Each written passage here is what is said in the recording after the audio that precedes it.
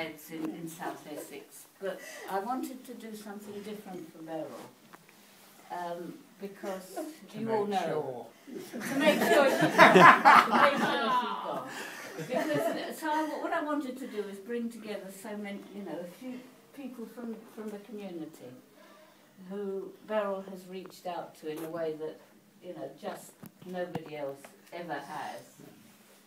And I started pondering about what it is that Beryl does and what it is that we all and has led. And now, those of you who've always wondered whether or not I'm completely round the bend may now begin to wonder, well, we'll have it answered. Because this issue around patient safety, patient quality, patient involvement, community involvement, it struck me today that it's a bit like Canby Island. So now you know I'm mad. Now you know I'm mad. Canby Island is only there and safe because it has sea defences. And those sea defences have been there a long time, but if there weren't people, I hope there are people who go around and look at those sea defences and make sure that they're still working, that they haven't got a hole in it, that quickly go and make sure that somebody knows if there's a breach in those. They have to be watched the whole time, any sea defences. If not, the tide of poor performance that seeps in, or if a little bit of water seeps in and it's all right, or it doesn't matter, there's only this little dribble of water coming in, it doesn't matter. But it only takes that sort of, we won't worry about those defences. We won't worry about that little bit of water dribbling in. We will save a bit of money on sea defences, we won't bother this year, or whatever. And Canby knows what happened when they took their eye off the ball of sea defences.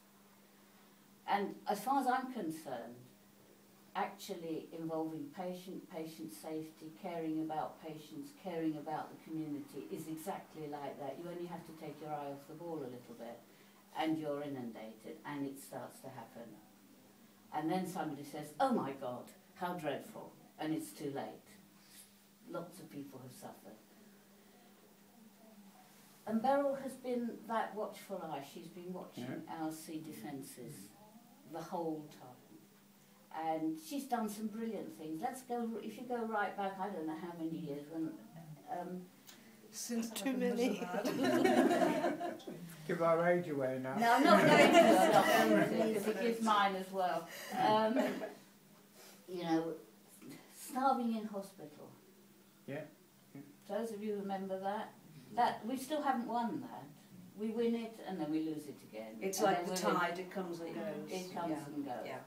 And all over the country there are people, and I saw it quite recently when I was there. Out of reach, nobody's worrying, safety in hospital, poor old chap wandering about, clearly unsafe, who's watching. Yeah.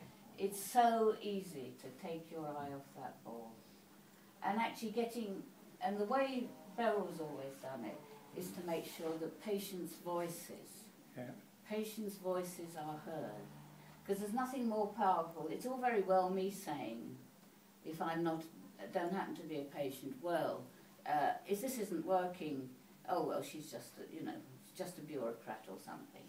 But a real patient whose voice is really heard, if we've got that knowledge, if we can portray those thoughts, like the Patients Association is doing actually very well. Yeah. It's that sort of work which actually brings true stories, which brings that to the public attention.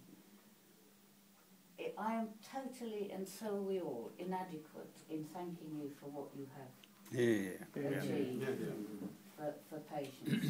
And I can only just say thank you for... Thank you. I know you're not prepared for this.